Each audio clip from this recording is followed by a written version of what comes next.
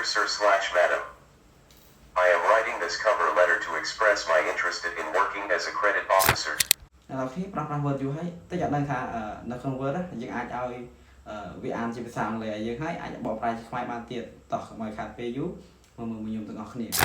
ជាដំបូងអ្នកគ្នាគ្រាន់តែបើកឯកសាររបស់អ្នកគ្នាអញ្ចឹងមកបន្តមកទៀតអ្នកគ្នារកពាក្យថា review នេះចុចកន្លែង review នឹងមកបន្តមកទៀតអ្នកគ្នារកពាក្យថា read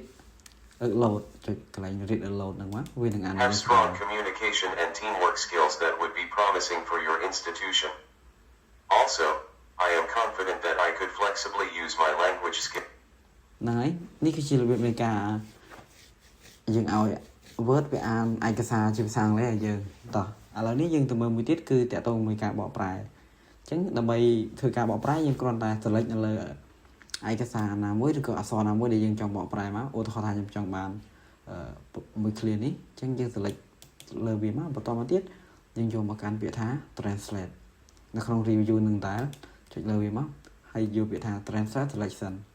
ចុចកន្លែងហ្នឹងមកបន្តមកទៀតនេះវានឹងបកប្រែជាភាសាខ្មែរឲ្យយើងហើយក្នុងវីដេអូហ្នឹងមានប៉ុណ្ណឹងចាំជួបគ្នានៅក្នុងវីដេអូបន្ទាប់កុំភ្លេច share ផងបើសិនជាអ្នកនរគ្នាគិតថាវីដេអូនេះមានប្រយោជន៍ដល់អ្នកនរគ្នាអរគុណ